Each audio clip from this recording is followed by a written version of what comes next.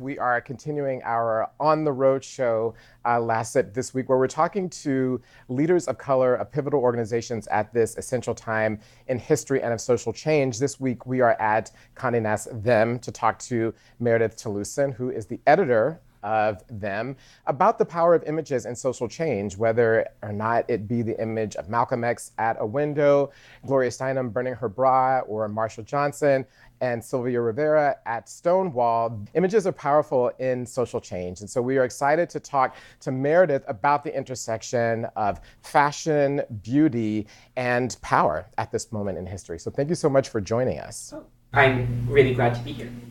One of the things that is very much an issue right now is the issues, are the issues misogyny and patriarchy. And one of the things that you have written about, and seems to be very much at the core of what Them does, is actually undermining essential notions of gender, of men and women, of the binary, as a way to push those boundaries. Can you talk about the intersection of the use of those images and at the same time we're in where issues of patriarchy and misogyny have come back in some ways that are undeniable? Yeah, I mean, I feel like so much of what Them does is that when we see images where people are behaving in gender typical ways, like whether men are being assertive and women are being passive, right? And one of the things that Them is really good at is trying to sort of break down a lot of those boundaries and say, look, like you don't have to behave in specific ways just because society expects you to, because of the ways that society perceives your gender.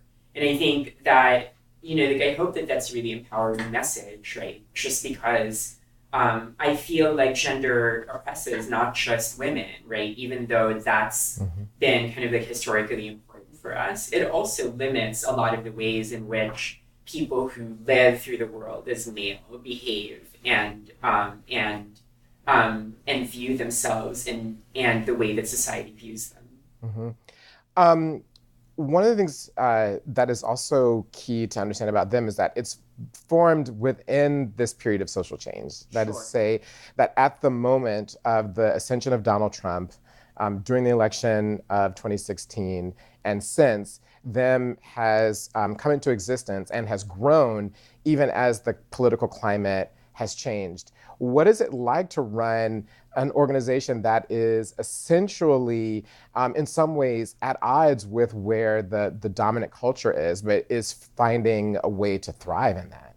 Well, I think part of there's a way in which, right, the election of Trump has actually allowed us to understand broiling issues, the difficulties that we've been having as a society for decades, and that, that now has this really extreme manifestation, right? Like all of these issues existed under Obama, whether it's, the detention of trans immigrants or the Black Lives Matter movement and police brutality, right? And so there's this way that, in a way, the fact that Them came into existence during this period is also really exciting because it's a period in which all of these movements have been coalescing because they have, a really extreme force that they're fighting, right? Hmm. And one of the ways in which you put forth this idea of breaking gender norms, gender binary, is actually through the presentation of radical queer images, Right. right? That it's not the human rights campaign model of we're just like your neighbor, we're just like everybody else, but we happen to do something else. I mean, one of the things that's very much at the core from the images that you have of a Luke or a Jamal Lewis, or the list goes on, is of radical queer images, trans images at this particular moment.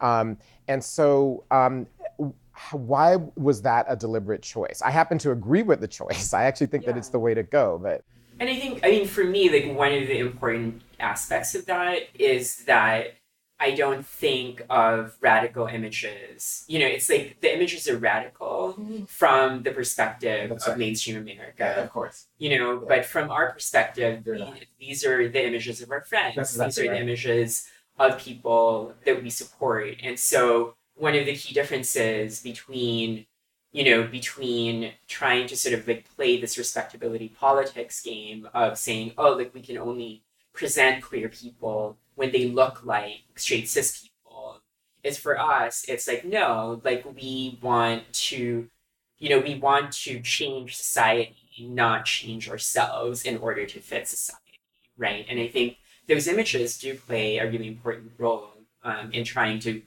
foster that specific idea. Even as you say, from the mainstream society, from the sort of general culture, they're radical. From our perspective, they aren't. Right. And the fact that them is thriving at this particular moment does say that there's actually something else that's going on in the culture, right? That what's happening at the top, or that's happening in the primary microphones, is not wholly reflective, or perhaps even not mostly reflective of something underneath. That's Right. I mean, the fact of the matter is that, you know, the United States is becoming more and more and will only be more and more multiracial over time. You know, younger generations increasingly identify more and more as queer or not straight or not cisgender, right? You know, for one thing. But also, I feel like the rest of the generation, you know, like even people who, you know, who form the majority are very much in tune with this idea that it's no longer status quo for them to sit on their privilege. It's no longer status quo for, you know, white cisgender folks to just say, oh, you know, well, I just live through the world and this is like my default. It's not my responsibility.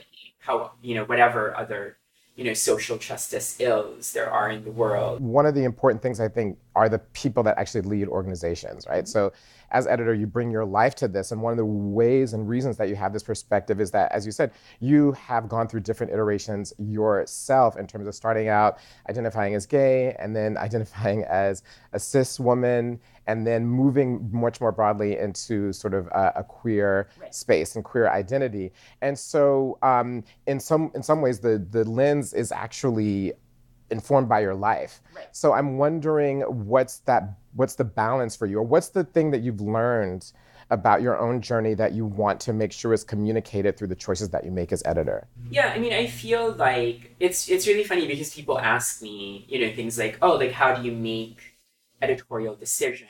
Or, you know, like do you think that your perspective biases the decisions that you're making?